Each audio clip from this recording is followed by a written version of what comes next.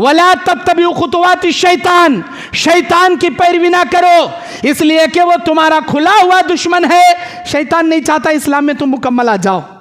सहाबा किराम में हज़रत खब्बाब बिन अर्त रज़ियल्लाहु ताला अन्हु, हज़रत उमर बिन ख़त्ताब रज़ियल्लाहु अन्हु अपने कुर्सी पर बिठाते थे उनको और कहते थे मैं अपनी मसनद पर हर किसी को नहीं बिठाता, यहाँ पर या तो बिलाल को बिठाता हूँ या तो तुमको बिठाता हूँ, क्योंकि तुम्हारी बहुत बड़ी कुर्बानियाँ हैं इस्लाम के लिए। खब्बाब बिन अर्त कहते हैं क्या है उमर बिन ख़त्ताब रज़ियल्लाहु ताला अन्हु, बिलाल रज़ियल्लाहु ताला अन्हु भी वो हस्ती हैं जिन्होंने इस्लाम के लिए बड़ी बड़ी कुर्बानियाँ दी हैं।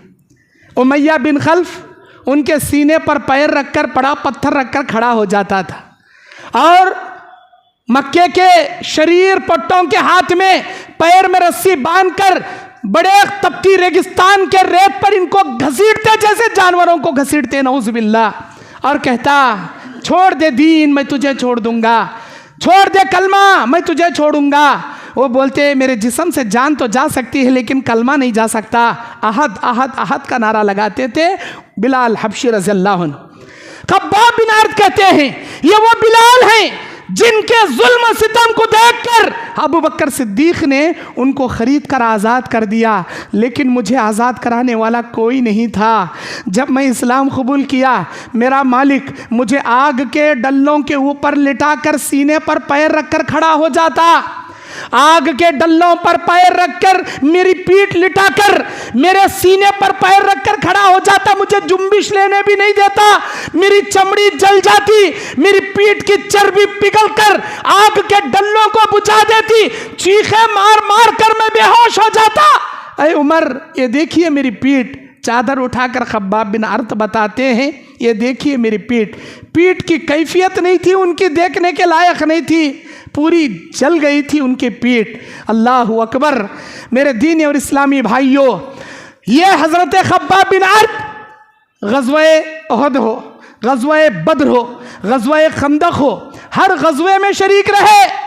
जब इनका इंतकाल का वक्त आया तो अपने इंतकाल के वक्त खब्बाब बिन अर्त रोते रोते अल्लाह से दुआ करते कहते हैं इलाही मेरी ज़िंदगी में जैसा तेरे लिए कुर्बानियाँ पेश करना था अल्लाह मैं वैसा नहीं पेश कर सका, शायद मेरे अल्लाह मैं कामयाब होऊंगा या नाकाम होऊंगा आखिरत के मैदान में मुझे नहीं पता। अल्लाह मैं तुझसे दुआ करता हूँ मेरी ज़िंदगी से तू राज़ी हो जा, मेरी मौत से राज़ी हो जा, आखिरत में तेरी राज़ी होने वाले बंदों में मुझे उठा ले। ऐसी दुआएं करके रोते थे खब्बाब बिन अर्त अपनी ज़िंदगी के आखिरी अय्याम में। मेरे दीन और इस्लामी भाइयों, अल्लाह के नबी सल्लल्लाहु अलैहि वसल्लम मैदान जंग में जब मौजूद रहते, ऐसा नहीं कि लोगों चलो कुर्बानियाँ दो मैं अपने घर में आराम से बैठूंगा, नहीं, नबी अलैहिस्सलाम भी आते थे मैदान जंग में। नबी सल्लल्लाहु अलैहि वसल्लम ग़ज़वे उहद में, उहद के मैदान में खड़े हैं नबी सल्लल्लाहु अलैहि वसल्लम, और नबी सल्लल्लाहु अलैहि वसल्लम को ढाल बनाकर सामने खड़ने वाले अबू तलहा रज़ियल्लाहु ताला अन्हु हैं। अबू तलहा सामने और पीछे उनकी बीवी उम्मे सुलैम रज़ियल्लाहु अन्हा, अल्लाह की करोड़ों करोड़ों रहमतें इनके ऊपर नाजिल हो, अल्लाहुम्मा आमीन। क्या जज्बा जी इनका। अरे अबू तलहा क्या है मेरे सामने खड़े हैं, अरे अल्लाह के नबी आप हमारे पैगंबर हैं, आप काफिरों की जानिब मुतवज्जा मत हो जाइए, आप उनकी जानिब उठकर मत देखिए, कहीं कोई तीर आपके आंख में ना लग जाए, कहीं कोई तीर आपके सीने में ना लग जाए। अरे अल्लाह के नबी मैं आपके लिए ढाल बनकर खड़ूंगा, जो भी तीर आएगा अबू तलहा अपने सीने पर ले लेगा, मेरे नबी मोहम्मद सल्लल्लाहु अलैहि वसल्लम तक वो तीर आने नहीं देगा। अल्लाहु अकबर। आगे शौहर अबू तलहा, पीछे उनकी बीवी उम्मे सुलैम रज़ियल्लाहु अन्हा जो खंजर लिए खड़ी हैं। नबी पलट कर देखते हैं, कहते हैं उम्मे सुलैम ये क्या कर रही हो। कहते हैं अल्लाह के नबी अगर कोई अनजाने में पीछे से भी आप पर कोई हमला करने के लिए आए, उम्मे सुलैम अपने खंजर से उसके सीने को चाक करके रख देगी।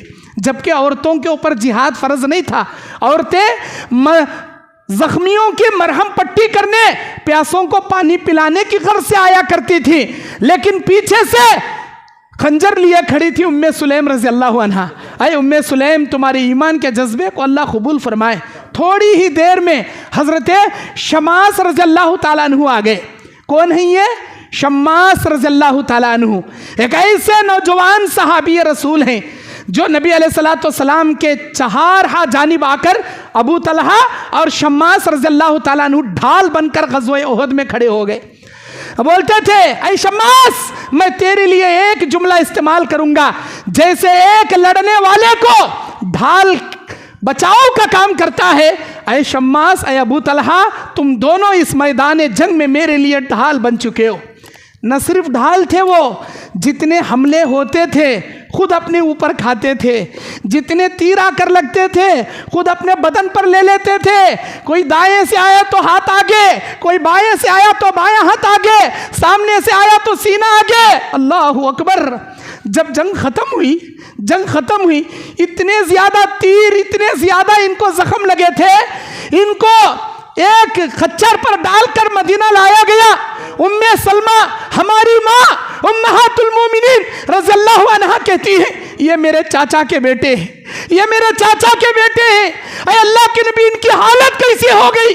अल्लाह के नबी कहते हैं कि ये मैदान जंग में मेरे लिए ढाल बनकर खड़े थे।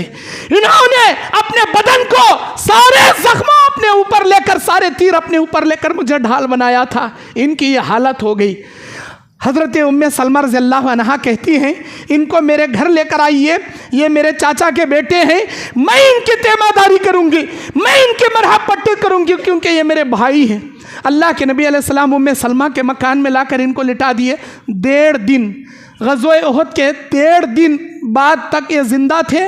1.5 दिन के बाद इनका इंतकाल होता है, ये शहीद हो जाते हैं। अल्लाह के नबी सल्लल्लाहु अलैहि वसल्लम कहते हैं कि ऐ उम्मे सलमा, ऐ मेरे सहाबा, शम्मास को उनके बदन के कपड़ों के साथ ही ले जाकर खबर में दफन करना, कोई कफन इनको नहीं पहनाना, क्योंकि शहीद अपने खून के ख़तरात के साथ मैदान महशर में अल्लाह के दरबार में उठकर खड़ा होता है। ये शम्मास, ये ऐसा शहीद है, उसको उसी के बदन के कपड़ों के साथ, उसी जख्मों के साथ उसे कब्र में उतारा जाएगा। अल्लाहु अकबर। ये थे हज़रत अबू तलहा और शम्मास रज़ियल्लाहु अन्हु, जो इस्लाम के लिए ऐसी कुर्बानियाँ देते थे। मेरे दीनी और इस्लामी भाइयों, हज़रत मुआज़ इब्न जबल रज़ियल्लाहु अन्हु, क्या प्यारे सहाबी, इतने अल्लाह से डरने वाले, इतने ज़्यादा रोने वाले, इतने ज़्यादा गिड़गिड़ाने वाले। जब तहज्जुद की नमाज में ये उठते, ये जब रो रो कर अल्लाह से मांगते, अड़ोस पड़ोसों को पता चलता था। मुआज़ इब्न जबल की दिल की हिचकियाँ, इनका रोना अड़ोस पड़ोसों को पता चलता था। अल्लाहु अकबर। हज़रत उमर बिन ख़त्ताब जब तहज्जुद की नमाज पढ़ते और इस आयत पर पहुँचते, इन्ना रब्बका, बेशक तेरे रब और तेरे रब का अजाब बड़ा सख्त है। इन्ना अज़ाब रब्बिका लशदीद, बेशक तेरे रब का अजाब और तेरे रब की पकड़ बड़ी सख्त है। इस आयत पर हज़रत उमर बिन ख़त्ताब पहुँचते, इतना ज़्यादा रोते, उनकी हिचकियाँ निकल जाती, आवाज़ बंद हो जाती। तेरे रब की पकड़ बड़ी सख्त है, यह जानने के बाद हज़रत उमर बिन ख़त्ताब की हिचकियाँ निकलती थी। आज हम भी आयतें सुनते हैं, हमको भी तर्जुमा मालूम होता है, लेकिन कानों पर हमारी जूं भी नहीं रेंगती, ज़र्रा भी असर नहीं होता। क्यों? हमारे दिल में ईमान मुर्दा हो चुका है। अगर हमारे दिल में ईमान जिंदा होता, अल्लाह की आयतें हम ना असर करती थी, अल्लाह तबारक व तआला की आयतें हमको असर करती थी, हम ना जर्रा भी असर नहीं होता। ईमान मुर्दा हो गया। जैसा कि अभी मेरे भाई अशफाक आलियावी आपके सामने वो हदीस पेश की है कि हुब्बुद दुनिया व कराहियतुल मौत, दुनिया की मोहब्बत ज़्यादा है हमारे दिलों में और मौत से नफरत है हमना, इसीलिए कोई भी आयतें, कोई भी हदीस हमना असर नहीं करती।